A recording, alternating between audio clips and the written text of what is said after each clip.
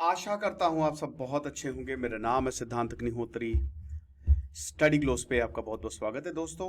Biography series हम continue कर रहे हैं। तो आज हम ललितादित्य की बायोग्राफी बताएंगे। एक्चुअली क्या है कि मैं कश्मीर का पूरा इतिहास कवर करना चाहता हूं। तो मैं सोच रहा हूं कि कल्हान की राज तरंगिणी में पूरा रिव्यू करूं। 3-4 घंटे का लेक्चर, मजा आएगी। ललितादित्य मुक्ता पीड़ा। ललितादित्य एक ऐसे राजा थे जिनके बारे में शायद आप ना जानते हो। बहुत लोगों ने इनके बारे में नाम नहीं सुना है और ये बहुत दुखद है, क्योंकि ये वो हैं जिन्होंने चीन को झुका दिया, सेंट्रल एशिया तक जीत लिया, पर्शिया तक पहुंच गए।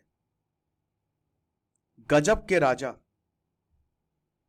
मुक्ता पीड़ा इनका नाम पड़ा, इनको टाइटल दिया गया। कश्मीर के वो राजा थे, कारकोटा डायनेस्टी के वो राजा थे जिन्होंने तबाही मचा दी थी। लेकिन आप भी तबाही मचाइए, क्योंकि जीएस पेपर 1 हिस्ट्री के लिए बहुत इंपॉर्टेंट है।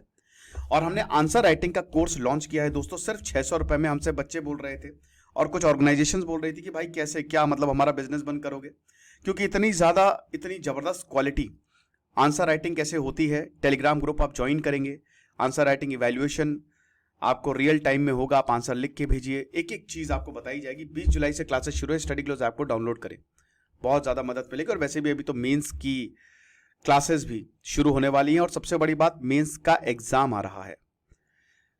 तो वैसे तो ये कारकोटा डायनेस्टी के राजा हैं, ठीक है ना। अब कारकोटा डायनेस्टी की अगर बात करते हैं तो 625 ईस्वी में, कॉमन एरा में, आज से 1400 साल पहले कारकोटा डायनेस्टी की स्थापना हुई थी। और ये पूरा जो आपको कश्मीर दिख रहा है ना, ये उस पर रूल करते थे, ठीक है ना। 7th 8th सेंचुरी तक इन्होंने रूल किया। 855 आखिरी रजन के 855 आए, लेकिन 724 624 में इसकी स्थापना हुई। दुर्लभ वर्धान जो थे, जो बेसिकली एक सेनापति हुआ करते थे, दुर्लभ वर्धान जो है, उन्होंने कारकोटा डायनेस्टी की स्थापना की थी। अब इसी दौरान हर्षवर्धन भी थे और पुलकेशिन भी थे। दोनों ही डायनेस्टी पैरेलली जो है, बड़ी डायनेस्टी फल फूल रही हैं, है ना। कन्नौज के लिए ट्राइपार्टाइट स्ट्रगल जो है वो चालू है। इस समय गुप्ता एम्पायर का पतन, तो पूरा भारत छोटे छोटे भाग में बटा हुआ था। लेकिन सबसे बड़ी बात, कारकोटा डायनेस्टी 625 में आई और अगले 100 सालों बाद एक ऐसे राजा का जन्म होता है जिन्होंने खत्म कर दिया, तबाही मचा दिया। अफगानिस्तान, पाकिस्तान, बांग्लादेश, भारत आज का तो है ही है, नॉर्थ से लेकर साउथ तक, वेस्ट से लेकर ईस्ट तक, अखंड भारत जिसको बोला जाता है, सेंट्रल एशिया, चीन, सबको हरा दिया। इनका नाम था ललितादित्य। यस, करकोटा डायनेस्टी की अगर बात करते हैं तो वैसी विष्णु देवर, उन्होंने बहुत सारे विष्णु श्राइन्स बनवाई हैं भगवान विष्णु को लेके। हालांकि एक सेक्युलर डायनेस्टी थी, बुद्धिज्म को भी इन्होंने बहुत बढ़ावा दिया है। स्तूप, चैत्य विहार, ये सब, और मार्तंड सन टेम्पल, ओ हो। अनफॉर्चुनेटली आज मार्तंड सन टेम्पल बचा नहीं, सिर्फ खंडहर है वो। लेकिन जो सूरज का मंदिर बनाया था ना, अनंतनाग के बगल में है, कश्मीर में, कमाल, ये चीज है। अवंती वर्मन ने इस थ्रोन को असेंड किया था 855 में। 855 में डायनेस्टी खत्म हो गई थी, उत्पाल डायनेस्टी का उदय हुआ था, राइट। तो बेसिकली जबरदस्त। और जो ललितादित्य थे, 5वें रूलर थे कारकोटा डायनेस्टी के, 5वें। सबसे पहले जैसा कि हमने बताया, दुर्लभ वर्धान थे 625 से 662। उसके बाद दुर्लभक उर्फ प्रतिपादित्य, इन्हीं के ही बेटे थे ललितादित्य, ठीक है ना। दुर्लभ के बाद चंद्रपीड़ा, फिर तारपीड़ा, और फिर ललितादित्य, जो सबसे जबरदस्त राजा रहे। 724 से लेकर 761 तक इनका रीन रहा। अब अगर हम ललितादित्य की बात करते हैं तो इनको अलेक्जेंडर ऑफ कश्मीर बोला जाता है, कश्मीर का सिकंदर, दुनिया को जीतने वाला बोला जाता है।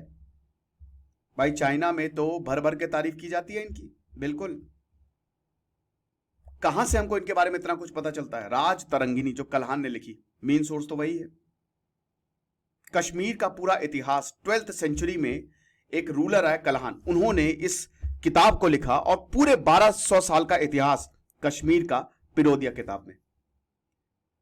साथ ही साथ जो टैंग डायनेस्टी की बुक है किताब, उसमें भी इनके बारे में हमको जानने को मिलता है। चाइनीज टेक्स्ट इनको मुदाओबी या मुतोपी कहते हैं, जो बेसिकली मुक्ता पीड़ा का एक वेरिएशन है। पर्शियन क्रॉनिकल अल बरूनी भी इनको मेंशन करते हैं, इनको मुताई बोला जाता है।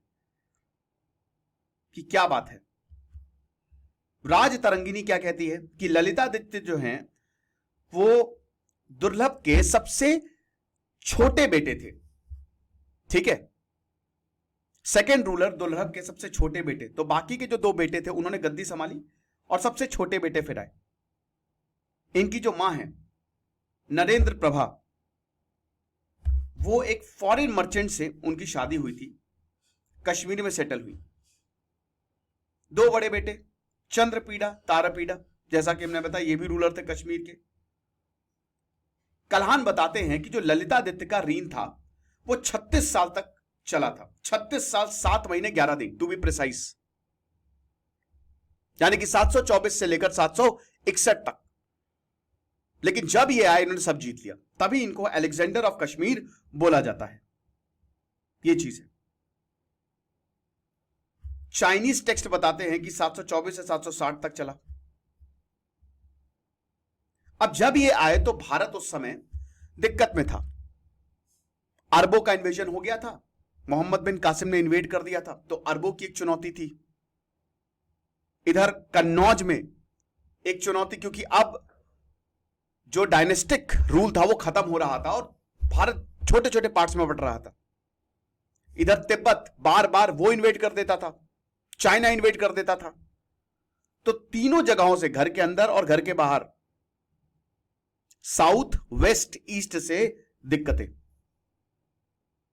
इन्होंने एक एक करके सबको निपटा दिया।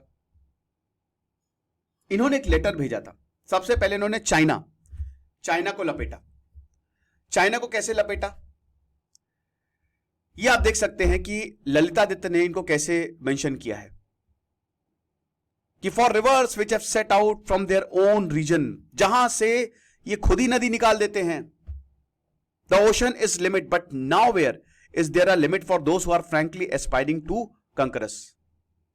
जहां नदी निकलती है ओशन लिमिट है, लेकिन जहां पे ये जब जीत पे निकलते हैं तो कोई लिमिट नहीं। तो अब हम लेटर पे आते हैं, ठीक है ना। तो 8th सेंचुरी में जैसा कि हमने बताया कि कश्मीर को अरब से भी प्रॉब्लम थी और तिब्बतन एम्पायर से भी प्रॉब्लम थी, ठीक है। और उसी समय ललितादित्य और यशोवर्मन के बीच में एक वॉर हो गई, ठीक। अब यशोवर्मन को ललितादित्य ने जबरदस्त तरीके से हराया, इस पे भी हम आएंगे। पहले हम चाइना डायनेस्टी के साथ, इनके जो चाइना में टैंग डायनेस्टी थी, देखिए तिब्बत जो थी, तिब्बत पे एक अलग डायनेस्टी थी और चाइना में टैंग डायनेस्टी थी। अब ये दोनों चाइना में ही, तिब्बत की डायनेस्टी और टैंग डायनेस्टी एक दूसरे से भिड़े हुए हैं, लड़े हुए हैं। तिब्बत की डायनेस्टी ज्यादा ताकतवर थी टैंग से। तो यहां पे ललितादित्य ने एक लेटर भेजा टैंग डायनेस्टी को कश्मीरी इनवॉय द्वारा, ठीक है, और बोला कि हम टैंग डायनेस्टी को सपोर्ट देंगे। उन्होंने यह भी बताया कि तिब्बतन्स को हमने कई बार हराया हुआ है, क्योंकि डायरेक्ट थ्रेट था तिब्बत का कश्मीर में। तो ललितादित्य को यह लगा कि अगर हम टैंग डायनेस्टी, क्योंकि उनका दुश्मन है तो दुश्मन का दुश्मन है मेरा दोस्त, अगर हम उनकी मदद ले लेते तो कमाल हो जाएगा। तो चाइना वाले मान गए, टैंग बिल्कुल बोला कि ठीक है। और यहां पे बोला कि ठीक है, तो खारिस्तान से सोल्जर्स लेके, आपको बता दूं कि ललितादित्य की आर्मी में टर्क सोल्जर्स भी थे और चाइनीज सोल्जर्स भी थे और बड़े तगड़े सोल्जर्स थे। बैटल ऑफ तालास लड़ी गई। बैटल ऑफ तालास के साथ देखिए यहां पे टैंग डायनेस्टी ने अपना सपोर्ट दिया और बाद में तिब्बत ने भी अपना सपोर्ट दिया। आपको बता दूं कि यहां पे जो चाइना की राजकुमारी, 12 साल की राजकुमारी, तिब्बत के साथ दुश्मनी खत्म करने के लिए तिब्बत में उनको ब्याह दिया। अब वो वहां परेशान हो गई तो उन्होंने लेटर लिखा कि हमको यहां से बचा लो।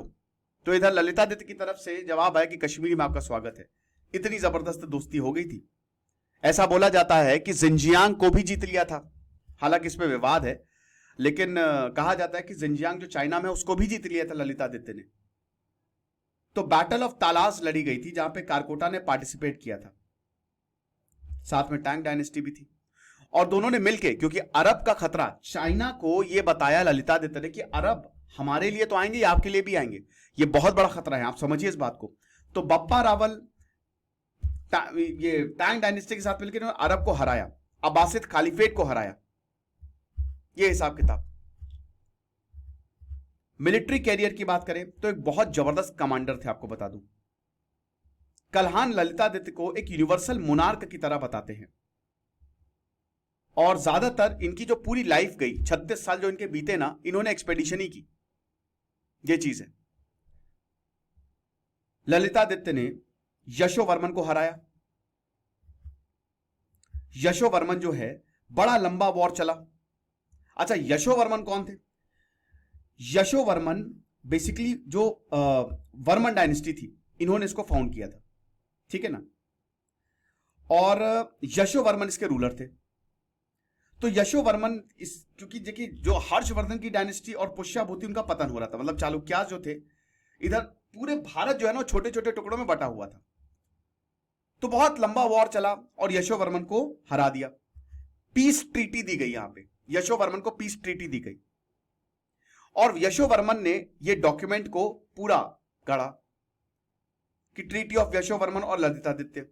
अब ललितादित्य के मंत्री ये कहते हैं, मित्र शर्मन, उन्होंने बोला, अरे सर ये क्या है, आपका नाम तो नीचे आ रहा है, यशोवर्मन का नाम ऊपर आ रहा है, आपका नाम ऊपर आना चाहिए। सिर्फ इस वजह से दोनों में फिर से वॉर हो गई।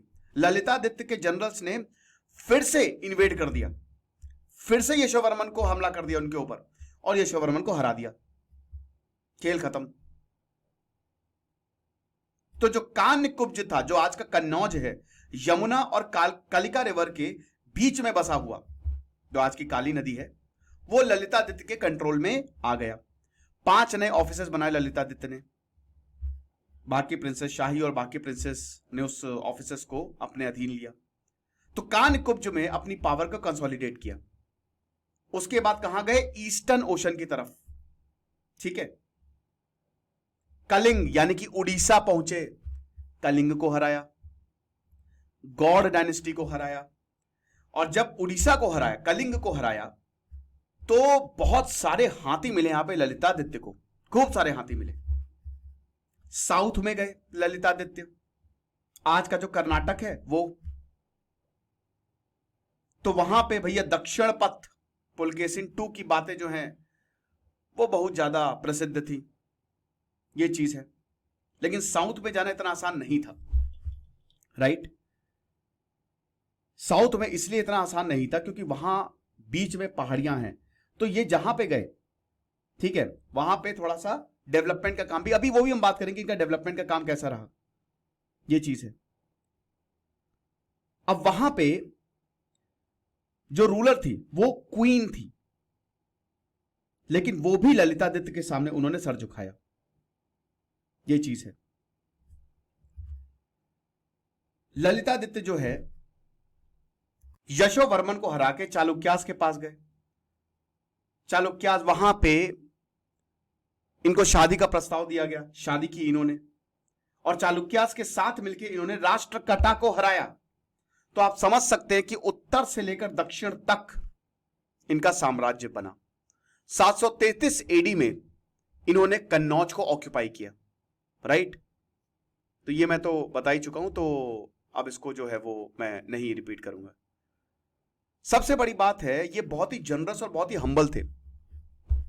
ऐसा नहीं है कि ये सिर्फ युद्ध लड़ते थे, इनको वीणा बजाने का बहुत ज्यादा शौक था, इनको पोइट्री का, लिटरेचर का बहुत ज्यादा शौक था। इन्होंने सूर्य टेम्पल बनवाया, इन्होंने बहुत सारे बुद्धिस्ट मठ बनवाए, चैत्य विहार बनवाए, बुद्धा का स्टैचू बनवाया बहुत बड़ा, परिहासपुरा में एक चैत्य बनवाया वहां पे। और बामियान और बुद्धा का जो स्टैचू था ना अफगानिस्तान में, उसी से इंस्पायर हुआ ये। तो बहुत बड़ा बुद्धा का स्टैचू, जब भी मंदिर बनता था तो बहुत दान देते थे ये चीज है। अफगानिस्तान और पंजाब को इन्होंने जीता, दोबारा से रिकैप्चर किया। उस समय जो अफगानिस्तान था ललितादित्य से पहले, वो टर्किक शाही प्रिंस कंट्रोल करते थे।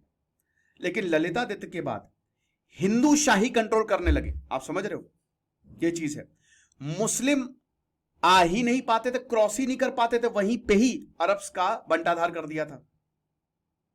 जैसे उमायद कालिफेट, उसका पतन हुआ, एक पावरफुल एम्पायर जो है वो उभरा, और जो खलीफाओं की आर्मी थी, ललितादित्य की आर्मी इतनी ज्यादा ताकतवर थी कि खलीफाओं की हिम्मत नहीं होती थी कि यहां आ जाएं। ये हिसाब किताब। ईस्टर्न इंडिया की अगर बात करते हैं तो जैसा कि हमने बताया, बिहार, बंगाल और उड़ीसा इनके कंट्रोल में आ गए। कल्हान ने ये बहुत प्रॉपर तरीके से लिखा है कि किस तरीके से इन्होंने जीता, कैसे हराया, कैसे ट्रीटी हुई। सदर्न इंडिया की बात करें तो राष्ट्र कटास को इन्होंने हराया पूरी तरीके से, राइट। तो साउथ भी इनके पास। वेस्ट इंडिया की बात करें तो कोंकण रीजन इनके पास आ गया। हालांकि देखिए, ये रीजन इनके पास बहुत समय तक नहीं रहे, क्योंकि अल्टीमेटली 761 तक भाई जीत के ये वापस चले गए। इन्होंने राजाओं को हराया और फिर कश्मीर वापस चले गए। लेकिन फिर इन्होंने जो है वो अपनी जो कैंपेन है वो जारी रखी। इनकी जो मौत है, बताया जाता है जब इनकी मृत्यु हुई तो दो थ्योरीज हैं। एक बताया जाता है कि ईरान में लड़ते लड़ते इनकी मृत्यु हो गई, बर्फबारी इतनी बड़ी कि बर्फ में ढक गए, मतलब बर्फ इनके ऊपर गिर गई तो ये सह नहीं पाए। दूसरा ये बताया जाता है कि इनकी जो मृत्यु हुई वो इन्होंने सुसाइड कर लिया। हालांकि दूसरा, क्योंकि ललितादित्य की अगर बात करते हैं तो सुसाइड वाला वर्जन बिल्कुल भी कहीं से सही नहीं लग रहा है, ठीक है ना। तो युद्ध में ही लड़ते लड़ते ये वीर गति को प्राप्त हुए होंगे। 747 कॉमन एरा आते आते ललितादित्य वापस कश्मीर चले गए, और उस समय टिबेटन किंग की टिबेटन राजा मी आक्सटॉम, इन्होंने कश्मीर को इन्वेड किया, ठीक है। ललितादित्य उज्जैन, चित्तौड़गढ़, मारवाड़, थानेसर होते हुए कश्मीर में जो है वो पहुंचे, और उन्होंने स्पेक्युलेट ये किया कि जो बप्पा रावल हैं, आपको बता दूं कि ऐसा बोला जाता है कि बप्पा रावल जो हैं उन्होंने ललितादित्य की बहुत मदद की। राजपूत वंश का जो राजपूत तो डायनेस्टी की स्थापना बप्पा रावल ने की थी 7वीं सेंचुरी में, राइट। तो ये चीज है। तो हर चीज जीती इन्होंने। जो आज का उज्बेकिस्तान है, तुर्किस्तान है, तिब्बत है, चाइना है, सब जगह इनका वर्चस्व जो है वो कायम रहा। पब्लिक वर्क्स भी इन्होंने बहुत सारे किए, तो थोड़ा पब्लिक वर्क्स पे भी हम नजर डाल लेते हैं। शहर के शहर बना दिए, टाउन पे टाउन बना दिए। सुनिश्चितपुर इन्होंने बनाया, जब इन्होंने सोचा कि अब पूरी दुनिया को कंकर कर दे तो ये शहर। दरपितापुर, जब इनको प्राउड फील हुआ। ये छोटे छोटे कश्मीर के ही एरियाज थे जो इन्होंने बनाए। परनोत्सा, जब इन्होंने एक पत्ती ली, ठीक है। तो आज का जो मॉडर्न पुंछ है उसको परनोत्सा बोला जाता था, जो पुंछ एरिया पूरा का पूरा है, ये चीज है। परिहासपुर इन्होंने बताया, और परिहासपुर में ही ललितादित्य जो है वो कुछ समय के लिए यहां पे रहते थे, ठीक है। श्रीनगर अलग कैपिटल थी, परिहासपुर जो है वो अलग कैपिटल थी। हालांकि बाद में परिहासपुर को छोड़ दिया गया था, कोई आता नहीं था वहां पे, ये चीज है। श्राइन्स इन्होंने बनाई, बहुत सारी श्राइन्स इन्होंने बनाई। विष्णु मंदिर बनाए, ढेरों विष्णु मंदिर। दरपेतापुर में केशव टेम्पल बनाया, नरहरि टेम्पल बनाया, मुक्ता स्वामी टेम्पल बनाया जो कि उश्कूर में है, आज का मॉडर्न उश्कूर में। साथ ही साथ मूर्ति, विष्णु की मूर्ति भी इन्होंने स्टैब्लिश की।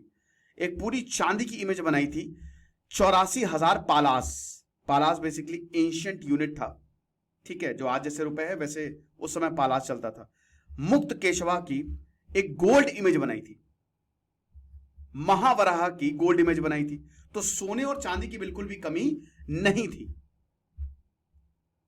उस समय झेलम से बाढ़ आ जाती थी पूरे कश्मीर में, इन्होंने नहर सिस्टम बना दिया था ताकि दूर दूर तक पानी जो है वो जाया जा सके।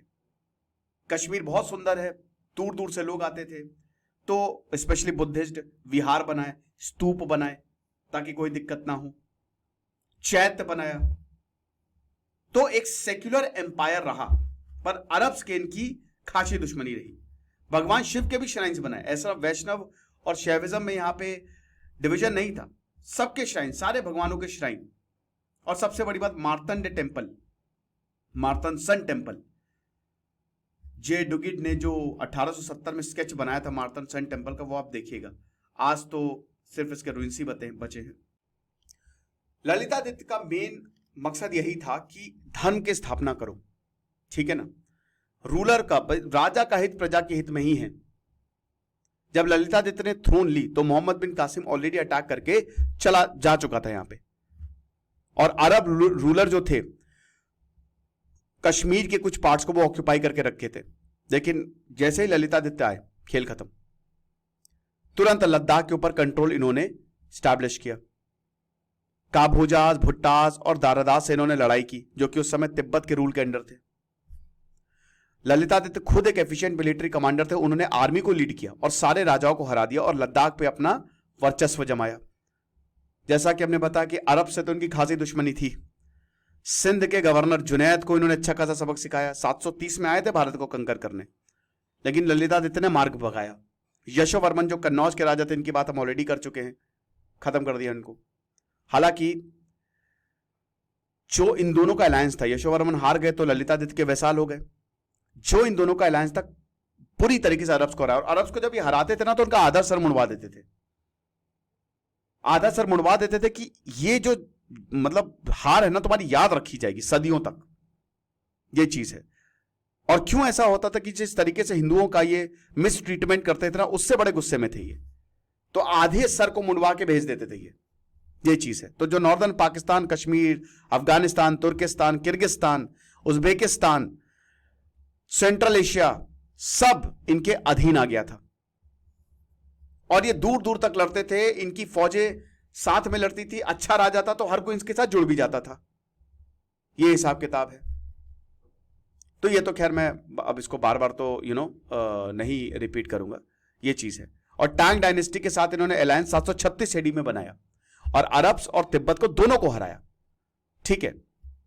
हालांकि 8th सेंचुरी आते आते टांग डायनेस्टी खुद भी बहुत ज्यादा कमजोर हो गई थी। ललितादित्य, यही तो होता है कि जो 3 जनरेशन फॉल होता है ना, 3 जनरेशन फॉल थ्योरी है कि पहला बनाएगा, दूसरा संभाले रखेगा और तीसरा बिगाड़ देगा। तो ललितादित्य के साथ जो इनके बाद के गवर्नर्स आए, मतलब लीडर्स आए, वो इतने अच्छे नहीं थे।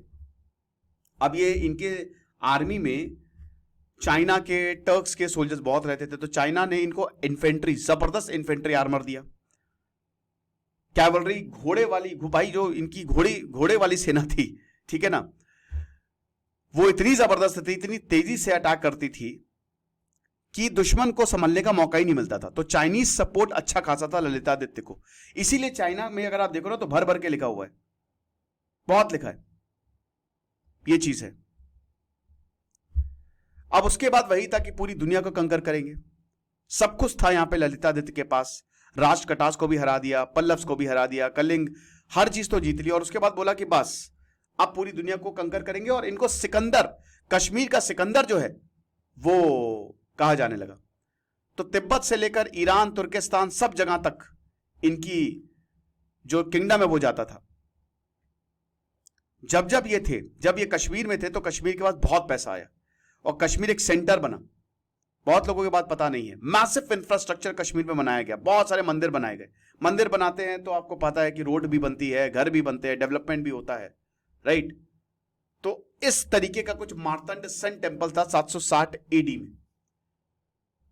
सिकंदर शाह मीरी के कहने पर, मतलब सुल्तान सिकंदर शाह ने इसको 1401 में खत्म कर दिया था। और बाद में भूकंप भी आया, तो आज ऐसा है कुछ। उस समय सोचे कितना भव्य रहा होगा, लेकिन आज खाली इसके रूइंस आपको देखने को मिलेंगे। तो ये हिसाब किताब है। अब ललितादित्य का एरा, जैसा कि हमने बताया कि 761 में ललितादित्य का एरा, एकदम सडन डेथ हुई इनकी, एकदम सडन। तो 2 ही वर्जन है। एक तो वही है कि जब ये ईस्टर्न ईरान में, ठीक है, यहां पे मिलिट्री कैंप में थे तो बहुत भयानक रेनफॉल हुई और एवेलांच, उनकी मौत हो गई। दूसरा वर्जन ये बोलता है कि जब इनकी आर्मी पेरिश हुई तो ललितादित्य को बहुत ही ज्यादा दुख हुआ सिंकियांग में जब। लेकिन ये चाइनीज वर्जन है तो इसलिए हम इस पे, क्योंकि देखिए चाइना कोई का भी वर्जन हो ना तो अपने आप को बड़ा ही बताएंगे। तो ललितादित्य ने सुसाइड अटेम्प्ट कर लिया, लेकिन ये बहुत ज्यादा सही नहीं, क्योंकि ललितादित्य जिस तरीके के वॉरियर थे ऐसा नहीं कर सकते वो। तो महान योद्धा थे ललितादित्य, और ये उनकी कहानी। बाकी कौन से राजा की कहानी चाहिए मुझे जरूर बताइएगा। और यूपीएससी का कोर्स आप जरूर हमारा अवेल करें, आंसर राइटिंग का course. Thank you so much.